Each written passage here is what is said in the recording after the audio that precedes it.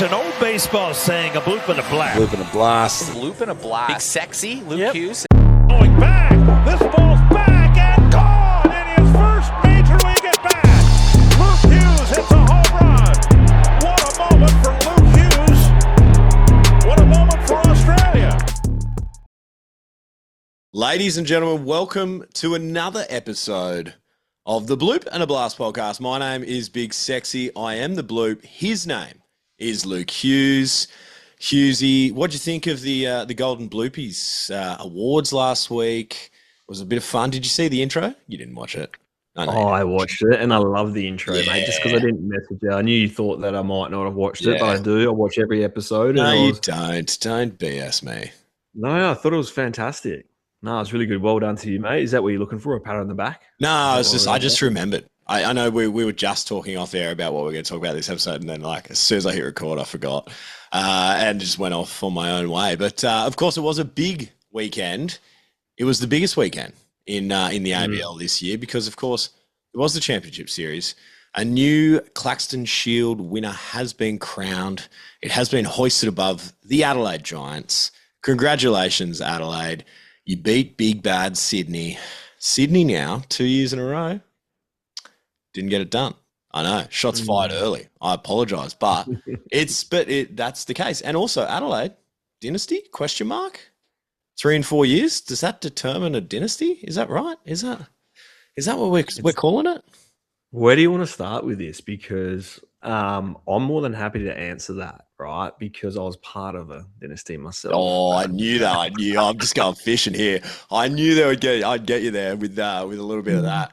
Look, I mean, hey, it was a pretty exciting 3 games of baseball, and I do want to mention this, and I know I shouldn't have brought that up about Sydney earlier, but it was interesting for me watching game 1. Of course, you see Sydney, and we spoke about it last week, right? Adelaide had the bats, Sydney had the arms. It just seemed to be that was how it matched up quite well. Don't get me wrong, both have pretty good bats and arms as well, right? But it felt like Sydney had the advantage there with the pitching. Adelaide, as you said, had better bats. Here's what it is. My big takeaway early was, this is Brook Knight baseball. They're going out to win it in 2 games. There's no thought of we're playing 3. You know what I mean? And to his credit, that's Brook Knight, right? Like Brook Knight and the Blue Sox, that's Blue Sox baseball as well. You know, we're going to go out and we're just going to do this. And you see Barassa start, and then you see Ferreira come in game 1, and you think to yourself, hang on a minute, this guy's a starter. Right? Yes, he has relieved a few years ago in his career. I think last time he relieved was in 2023. But you see that aggressive nature and you think, hang on a minute, Sydney might be on here. At that point they were. Unfortunately, they lost game 1. They come back. Wellesley throws a gem, game 2. Game 3 goes to Adelaide. So, I mean, I don't know. Lots there to unpack.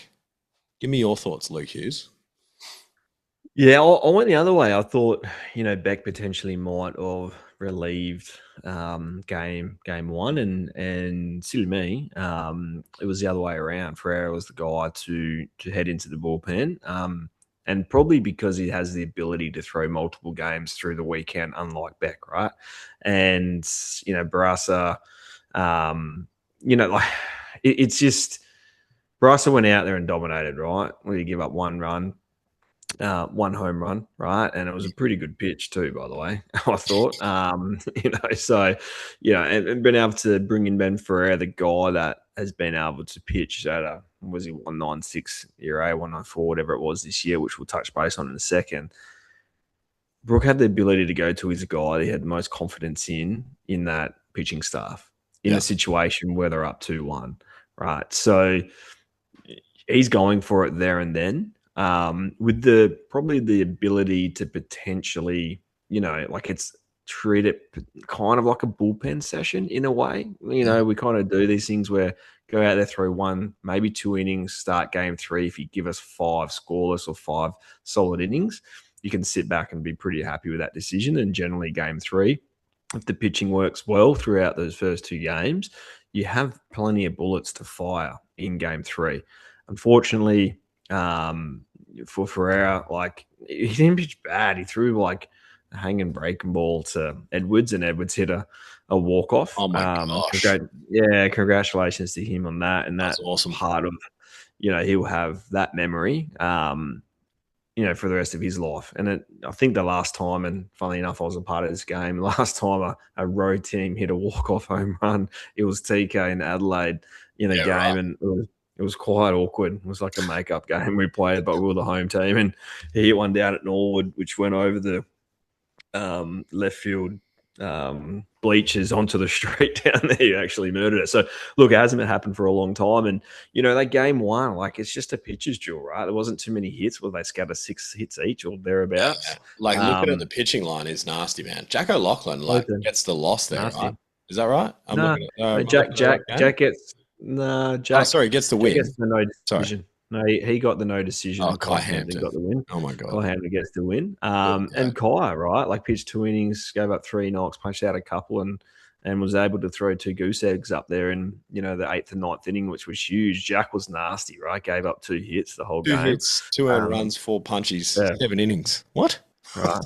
But it was really all just like pitching. Salty Bun picked up a couple of knocks, scattered knocks throughout the rest of there. It was what we expect in a playoff baseball game where pitching was dominant and whoever came up with the clutch hit, which I always talk about, it's like pitching and defense wins you championships. The third part's the clutch hit, right? And it just happened to be Eddie that got the clutch hit in game 1. Game 2 was all Sydney. Well, yeah, mostly. 6-1 is the final scoreline there in game 2. Wellesley goes out and does Wellesley things. He's still my brother, guys. Come on now. I know these things. I'm just looking at his line here. Like, Alex Wells, 7 innings pitch, gives up quite a few hits, 1 earned run, 4 punches again. And then Cohen Wing comes and shuts the door there in that. Yeah, look, Sydney score early. It stays pretty even for a fair few innings there. And then a little breakthrough there in the 5th for the Sydney Blue Sox and again in the 6th. And I think that's all she wrote for that one. And then, of course, you move on. I think. Sorry. No. The tide of tape on this game was really the lower half of the Sydney Blue Sox team that led the charge with the offensive, with scoring runs, getting hits, getting runners on, and doing other little things. They were the big part of it, right? It wasn't necessarily the heart or top of the order that did all the damage. It was the lower half of the order where Harry Fullerton picked up a couple of stakes, Knighty picked up an RBI, and Joe Stevens picked up an RBI, right? Guys that are from Sydney, Sydney people. So, props to Alex. Alex did Alex things. Scattered 6-6, looks nasty. And as you said, Colin Wynn had the ability to come out there and shut the door there. But, like we kind of look at the way, I think, with that game, it was just like, Adelaide are kind of, we're just going to post up for tomorrow. Once they gave up a few runs, not saying they ever give up, but we'll just post up for tomorrow into game 3. And well, game 3, it went to it. So 6-2 there for the Adelaide Giants. I tell you what, once Adelaide got that sort of lead, it just really, especially in the 3rd, that big 3-run inning there, you just sort of thought to yourself watching it, and you're like, oh. I mean, we were talking about it here in the house. We were like, man, there's so much baseball. It's a 9-inning game. I felt like we were so used to watching 7-inning games, right? But I thought to myself, it does. There's so much baseball left, but it just never seemed to eventuate for Sydney. Well, I think, having the ability to shift starters. I reckon if on Friday night Sydney won, you would have seen Hendrickson on Saturday. But they had the ability to flip that out and be able to go with Vasquez on Saturday and hold back Josh, who essentially is probably the number 2 guy, to make sure if they went to game 3. So slightly different coaching philosophies, but it was set up by the ability to do it because Adelaide won on Friday night. You roll into Josh Hendrickson, and he was pretty nasty, man. Yes, he did walk a couple of guys, scattered a few hits here and there, but he's such a huge competitor. And you could see that on the mound, that he just loved the moment. Yeah. And it was quite fun to watch, to be completely honest with you. And then you roll into Kai Hampton, who, threw 2 scoreless on Friday night. I keep telling you, these guys, your go-to guys just happen to pitch a lot more in these games, and especially in finals. Into Todd Van Stensel in the 8th, who's done it, been there, done it before, was quite passionate, was quite fired up after that 8th inning. I think he touched 95, and Yeah. into Polito, right, who touched 97. So you're running into some arms in the back end of that bullpen, especially in game 3. So, yeah, it was a scattering of hits all the way through the lineup for Adelaide. Every person got a hit in that starting lineup, and everybody contributed there. So, yeah, it was all Adelaide come Sunday. Commiserations to Sydney. They've had a hell of a season throughout the year. But yeah, that's kind of my take on it all. The best part about watching Josh Hendrickson pitch was we were sitting here, me, Tal, and Bodie, the import. And we were watching the game, and the boys are saying, like, I go, look at this guy. I go, this guy just looks like he belongs in like a high vis, down at Smoko, telling the boys what he got up to on the weekend. What'd you do? Oh, it's just nasty in Sydney.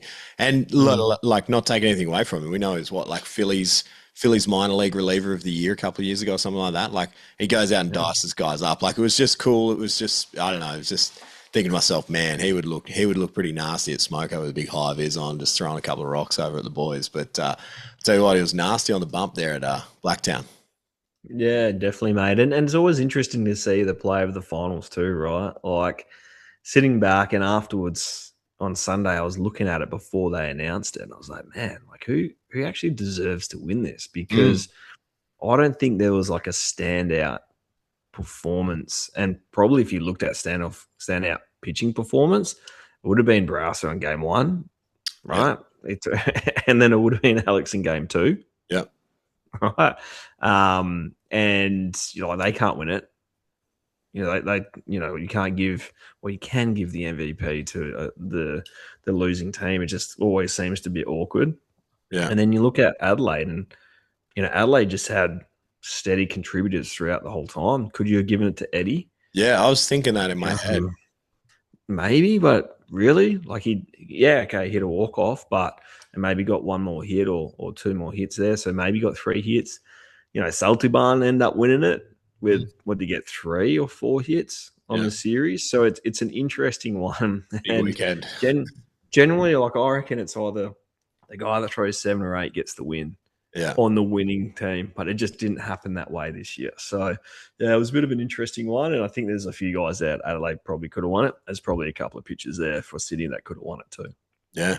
As we record this, we are going to drop this Thursday morning. It is, of course, Wednesday night. I just checked my phone then. The ABL hasn't yet announced the awards winners. Have you, unless you've been informed and I've missed it, Luke? But I haven't seen it. I haven't seen been dropped yet. So whoever won them. So unfortunately, that was going to be something we were going to talk about. See how right we are or wrong we were. To be fair, but that is going to be. So if you're listening to this Thursday morning, make sure you check out Australian Baseball League on Instagram, or go and check out the abl.com.au and see, because I'm sure that will be announced very, very shortly. Do you reckon they're waiting for Friday night stuff, like weekend now? Do you reckon it's the weekend? Can't really announce much on Thursday. Well, you can. You sort of can. Like, we're sort of trained. I would like to, if it was up to me, like, you want people to be like, well, we're still here, still invested. But I guess too, we've got the WBC. We also have the roster announcement, which we will get to in a little bit. But before we do, is there anything else you wanted to touch on with that championship series, Luke? Nah, just commiserations to Brooke. I think last year, had a pretty good team. Yeah, very good team. Most of the season, right? He turned that organization around, brought in, I guess, his style of baseball and how he likes to play and coach, and the boys bought into that. Same thing happened this year. They were kind of rolling back out, very similar style game, a couple of new faces, finished minor premiers, and then you run into an Adelaide Giants team that had some really talented Australian baseball players coming into the back end of the season to add that depth and quality that I guess they might have been missing for a little bit. And we didn't even see Mitch Newborn, right? So that was one thing that, you throw a Mitch Newborn in there on top of that. Yeah. And their offense and pitching, you could see was quite dominant in that back end of the season. And it was kind of exactly what we kind of discussed when we found out who was actually coming in too. So no, it's not a surprise to me. I know you picked Sydney, I picked Adelaide, so I'll win. And thank you for that's. It doesn't matter what we or who we pick throughout the year. It's really just who we picked in the it's who final. wins So the championship. Yeah. I hadn't been so keeping score this year either, so like, doesn't matter. I'll win the won it. regular. I'll win the minor premiership. You can have the major. There you go. Cheers. Yeah, good on you. I'll take it. I'm pretty sure I got way more tips than you throughout the year. But anyways, yeah, it is interesting. Like, is there? It seems like, like Brooks doing some great things there, man. Like turn that club around, and unfortunately, just unable to get it done just for now. But it's still such a young team. It's still such a young core. Do you think there's an element of having those experienced veterans there that maybe Sydney's lacking? Or I mean, I know you've got like guys like Alex Wells. He's been here, done that, but is it, just like on the offensive side, having those veterans in that Adelaide Giants side? Do you think that could be something that Sydney's missing in these big moments? 100%. They are missing a Australian veteran or someone that's been around bat or two, right? Two bats. They've got some arms. Yeah. Australian guys that have been around for a bit of time. They've lost a lot of players over the last, call it 8 years, 8 to 10 years, going elsewhere to play. So if you look at those players, if they were still in Sydney, you would have those veteran guys. And those veteran guys are now veteran guys on other teams. And so Adelaide have recruited very well over the years. Davo has done that better than any other organisation throughout the ABL, having the ability to show what they're going to do and recruit and stay in touch with these players and be able to entice them to come down to Adelaide. Todd Van Stansel, Wingrove, Luke Wilkins in the past. Like there's a lot of players there that they've been able to do it, right? So I think that's where the next step for Sydney is like, okay, do we go out and try to recruit one of these players? Or two, how do we hold on to these players so they don't move on? So time will tell. Yeah, it's interesting. I mean, how long's Rickson signed up there in Brisbane? He ain't going back to Sydney. Bring him back to Sydney. Nah, fence is too far away. Hey, Sydney, bring him in. Bring the walls in. You'll get more guys coming. Get some more big bats. It's a bit of a hard sell, isn't it? Hey, Hughesy, you're not quite at the very end of your career, right? Before you leave to go to Melbourne, Sydney come to you right now and go, hey, man, we got this offer for you. Hughesy goes, nah, I'm good, boys. The fences are too far away. Am I wrong? Maybe happen. I'm not far away. Oh, okay. Spill the beans. But it goes into it, right? It does go into it because you're gonna see that reflect in your power numbers and your numbers throughout the year. It's not going to be everything, right? I'm sure if they backed up a big semi full of cash, of course you would, right? But it's just a hard place to play. Location, Sydney's difficult. Like it's in the West. It's not easy, and a lot of clubs have fields in locations that aren't ideal. We all know this. It's been discussed for many, many years around we need to be closer to the city. I agree with them. I had no issue playing baseball at Norwood Oval. I thought it was probably one of the best locations I've ever played at in a city. So many people come and watched. I don't even care it's a makeshift field on a footy oval. Who cares? That doesn't bother me. The fans were on top of you. It was probably the best championship final series. Well, there's been a couple in Perth that were packed out, right? But that Adelaide one was through the roof. Yeah. People were hanging right next. So, like, I'm not anti having a makeshift field set up at a VFL or a full Sanderfield club. Like, it doesn't bother me. I just want more people to have the ability to turn up to games. And unfortunately, Sydney showed it with the numbers that came out through the regular season. Yes, they did well. We're not going to. No, yes, they did. No, yes, they did well. Right, they had 1,200 out there on Friday, and I want to say it was like maybe 1,800 was their Saturday, which is great for Sydney, right? So, anyway, how many people? Look, here you go. All right, everyone listening to this podcast would have already seen all this stuff all over Facebook, right? Now, I appreciate it. People are going in, looking at the numbers, posting attendance, all that kind of stuff. That's great. That is good, right? This is just my opinion for what it's worth, okay? I think it's just a down year. I don't know if it's a correlation with anything else, right? There is a lot of competition out there, right? heaps of other things that you can go and watch that I can spend my time, my interest on, and do it. Okay. Is it perfect at the moment? No. Is it a down year? I think that is the case. Yes. Okay. And that has shown in reflection of attendance. Is it because of this, that, whatever? I don't think so. I think it's just a sign of competition, the economy, things are expensive. People are struggling out there, right? Like it's not it's not 1920 Great Depression, but that's where I'm going with it. Okay. So that's my gut. Are people going to be able to turn around and say, oh, it's all because of Melbourne leaving the league and there's no Canberra team, rah, rah, rah. Yes, you can go and say that. Good on you. Great. Good for you. I don't think that's the reason, but that's all I'm going to say on that. There you go. You got me fired up. Sorry. Do you want to hear my... Oh, I don't have a big, sexy short fuse. Short fuse, Luke Hughes. Nah, there you go. Oh, Hughesy's frozen. He's gone. We've lost him. We're back. We're back. We had... See, this is what happens, man. You start talking about the numbers. I get fired up, and all of a sudden... Is that the Matrix? It's all of a the sudden... Matrix. Is it the Matrix? Whoever's in charge of this, man, they were like, nah, shut them down. Shut Bloop and Blast down. They're talking about attendance numbers. We can't have that. Anyways, that's... I'm not sure how much of that, and I'll be able to find out in post. I bet I wish I could go back on that rant and tell you all in that again, but it's just... Short and curly of it. This is my thoughts, and I'll let you come in with yours after this because I'm not sure what the recording had. But I think it was just a down year. Yeah, you hear that? There's someone's outside. There's a sad kid next door, maybe. I don't know. I think it was just a down year. I think it's more got to do with like socioeconomic factors as far as this and that. Can you relate it to this? I'm sure there's like a 2%, 5% slither of people that are probably pissed off that Sydney, that Melbourne and Canberra and how all this shit happened. But I bet they're still watching the bloody thing, right? I bet all those people that say this or whatever, they're still watching the product. I don't think those two things are correlated.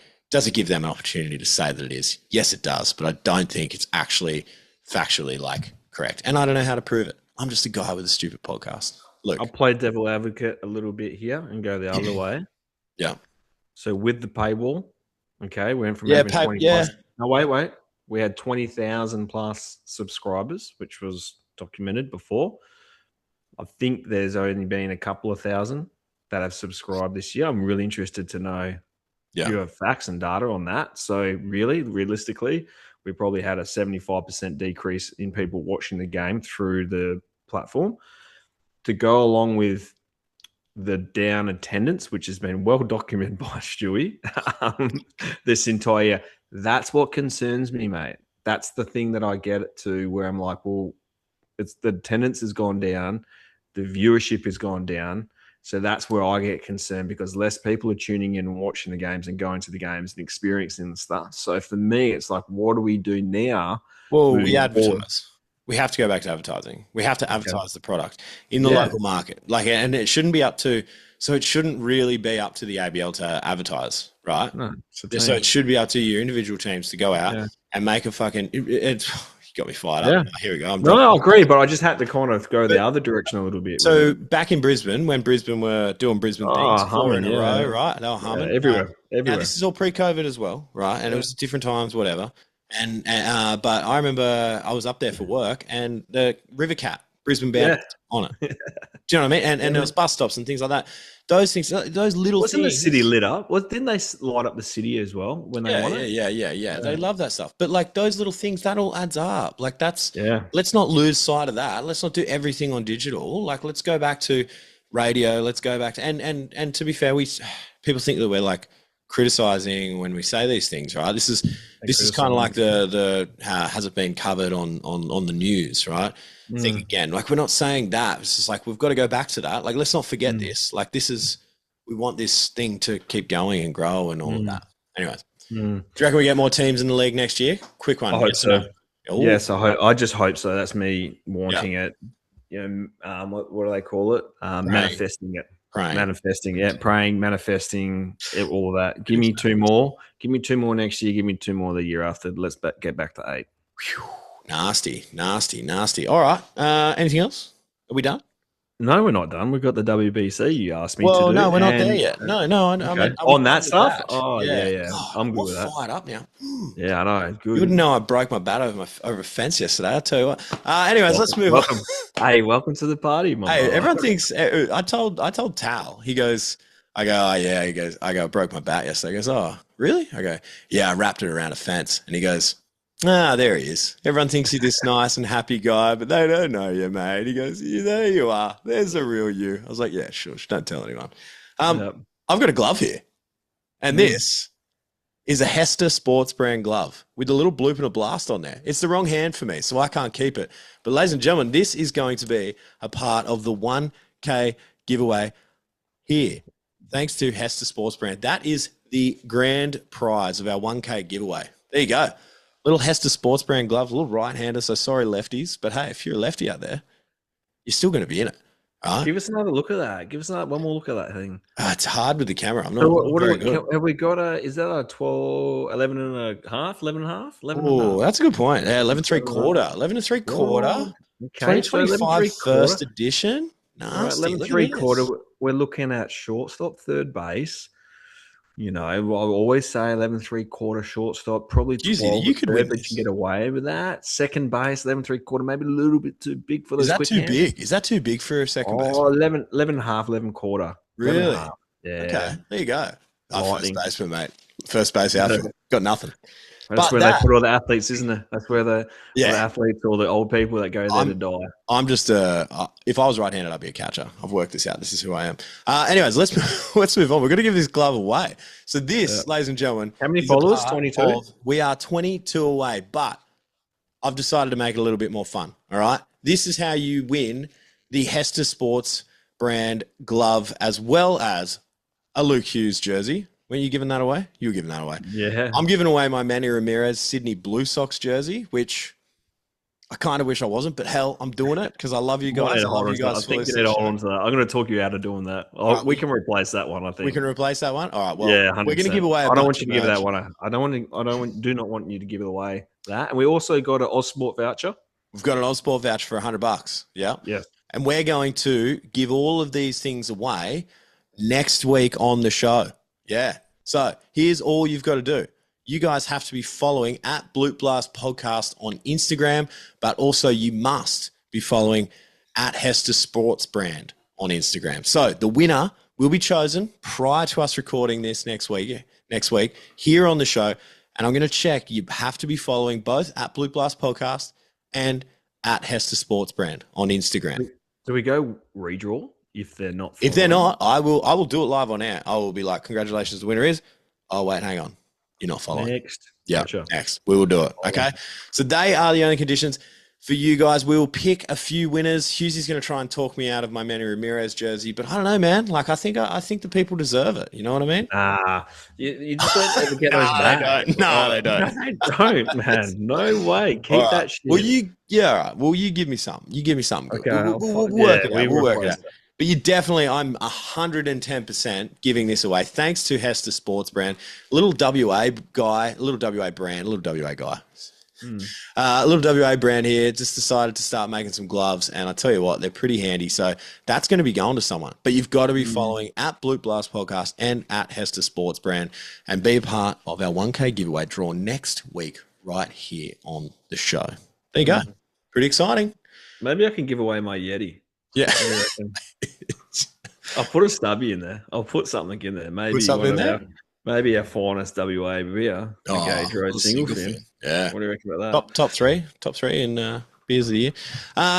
Let's move on, Luke, because I need to hear it. I want to hear it. Now, another giveaway. It's giveaway season, man. We've been giving away so much stuff. Also, we've actually got a pretty cool giveaway going on over on the State League show this week too. Yeah, it's just a lot of me giving shit away, right?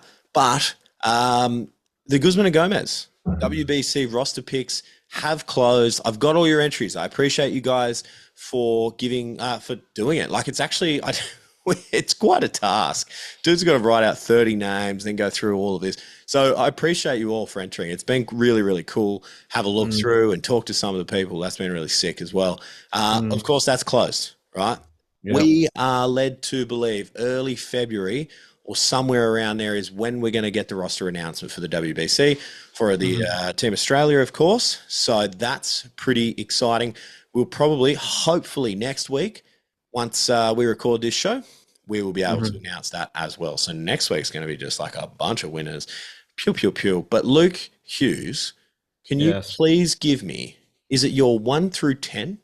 So is it give me 1 through 9 batting order and the starting pitcher for the first game.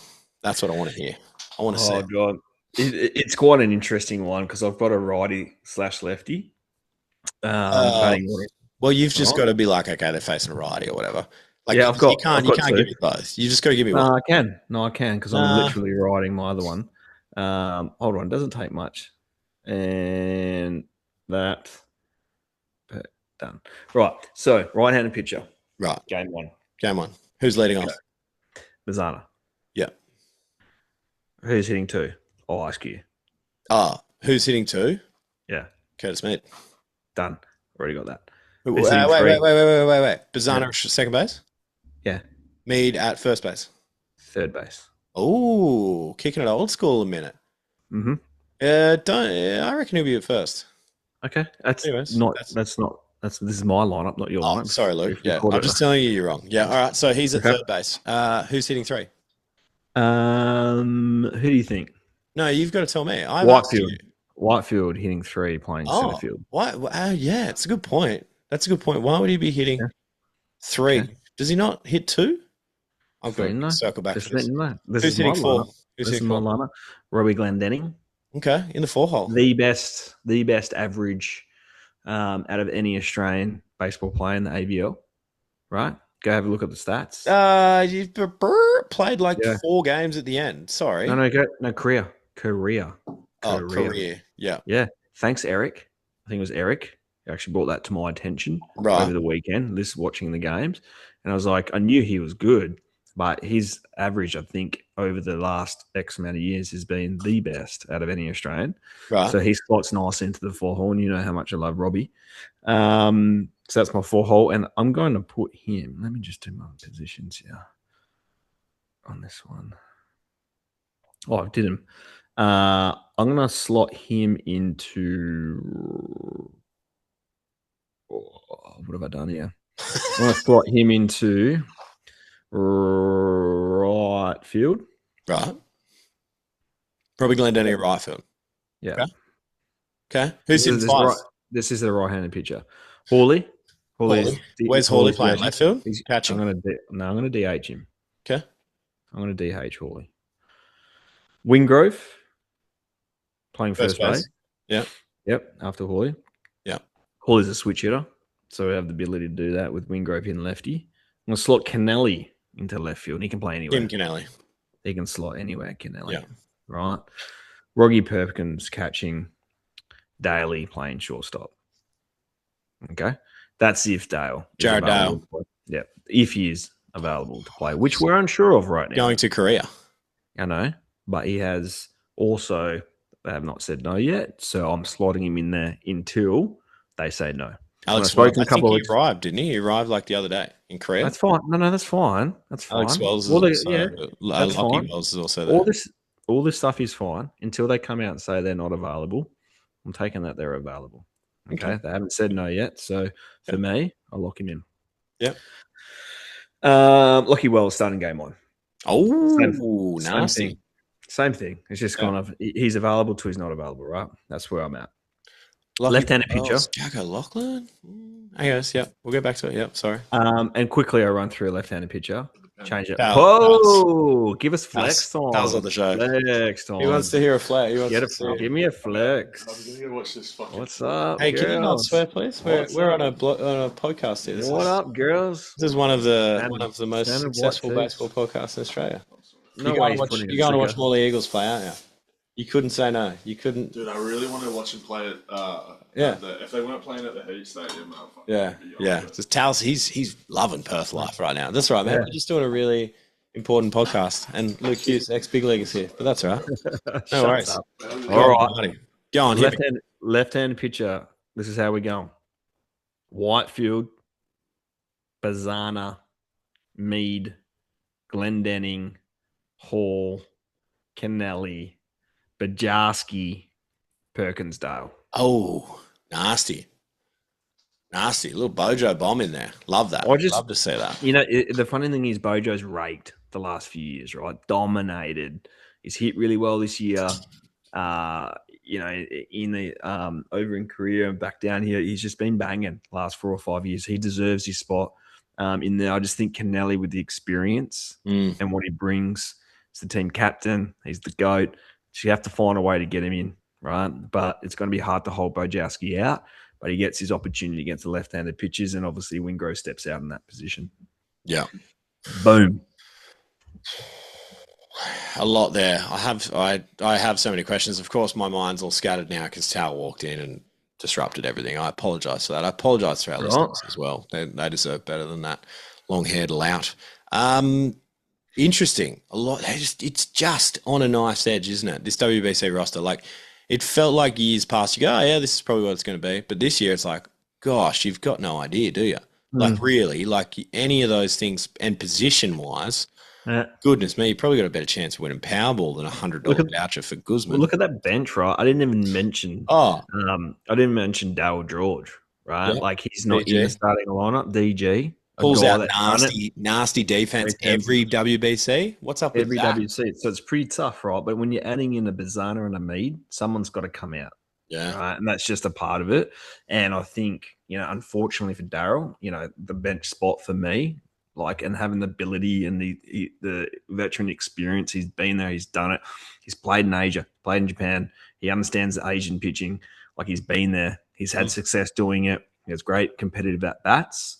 It's hard to pull him out of that roster spot, starting 9 spot. But, obviously, you got a pretty tough bench to make. There's going to be a lot of guys putting their hand up for those positions. I think they'll go young with Dorrington. I've said that from the start. I think it'd be great for them to get some experience into some younger people there. Aradale, he'll be there, I'm sure. And then there's probably a couple of open spots there. Who's their third string catcher? Is it Eddie? Does he make that roster as a third string? Because I'm pretty sure they need a third string catcher in there if they're going to put Hawley in the field. You were DH and Hawley catching Perko, weren't you, in the first lineup? Right. Just because I know that's what's going to happen. Yeah. It's quite obvious in that Hawley space. Hawley played a lot more left field. He did. So maybe that's the thing. Maybe that's okay. Keep that open. I'm sure 100%. They'll probably try to find a way for him to get into the lineup. Also, Ricks was playing a little bit of right field out there. You don't think he was trying out? I know. But hey, again, another option. Yeah, why take him out of first base, right? I just think maybe against the lefty, I'm not saying he has bad splits, but I'm just saying that I think when you have the ability to be able to add in like a Bajowski for Wingrove, I think against a left-handed pitcher, maybe that's what you do, right? Yeah, for sure. I think the game one starter is so interesting because you've got, like, you're talking about Lockie Wells, you've got Jack O'Loughlin, you've got Alex Wells, Josh Hendrickson, 4 from the left side, all from the left side. Who else you want? Like, that's pretty nasty rotation, anyways. You know what I mean? And then you throw in some of the younger guys, like relievers and things like that, newborn, all that. Like, okay, like Aussie guys, like Hendricks Hendricks. That's gonna be sick. That's really fucking cool. It is, right? Hey, Hendo, get on the show. I've been asking for 12 months. Someone get Hendo on this show. I'll get him on. Get him on. We just haven't had the right time. Now it's the time. Now's the right time. ABL. Now's the right time. 12 months ago was the right time. We'll talk any day. Okay. I'll quit my job. I'll call in sick just to talk to Hendo. Come on. It's really hard to do this time zone stuff. It's not that hard. It's okay. You work it out. I'll be here. All right? It's not that hard. You tell me when we're doing it. Hendo, just message me. Let's go. Let's talk to Liam Hendricks. I want to talk to you for 5 minutes. Or watch you guys talk, and I'll be like, hey, Hendo. Anyways, that's all right. Yeah, Hendo. I forgot about that. That's awesome. How's his Aussie accent going, do you reckon? I don't know. Don't know. I don't care. I'm a big Red Sox fan, so that would be really cool. Yeah, well, there you go. I just can't work out the roster. I can't work it out. It's too hard. So, good luck to all you guys that entered. I appreciate you for entering. I'm glad I didn't because I would have got it dead wrong. But anyways, there you go. Is there anything else you wanted to say to these lovely people, Luke? No, it's been a pleasure. This has been a wild one. This is a wild episode. Yeah. We continuing our podcast? Well, we've got to do it. We've got to next week. We've got to talk about interviews. I reckon we've got to do the 1K. I think we do. We've got to do the 1K giveaway. Mm-hmm. We've also got to talk about the roster announcement if it's been made, but I think it will be. Right, and then we've got to look at that roster and pull it apart and go, "Wowee, what's going on here?" And then I think, we've got to talk to TK. We've got to talk to Hendo. We've got to talk to a bunch of guys leading up to the WBC. Mm-hmm. How exciting! It's all happening. I reckon they're dropping this on February 6th, by the way, I think. Feb 6th, you reckon? That's what I reckon, Feb 6th, Friday. That's so we can talk again about this stuff next week. Yeah, that's exciting. And next week, I might even give you my starting 10. There you go. Okay. It's going to be Archiro Disler. He'll be in there. The Rizzler from last year. How's that guy going? Welfare check on the Rizzler. Someone find out for me. Hey, we appreciate you guys so much for listening. Of course, as I said, this glove, hang on, I liked the salute last week. That was really cool. This glove could be yours. I'm going to announce the winner next week. So go and check it out. The only thing you got to do is follow at Bloop Blast Podcast and be following Hester Sports Brand. All right? It's that simple. All right? So go out there, get your thing done. I'm going to do a post about it on Instagram. Make sure you're doing it. The winner will be announced on next week's show. We appreciate you guys so much for listening.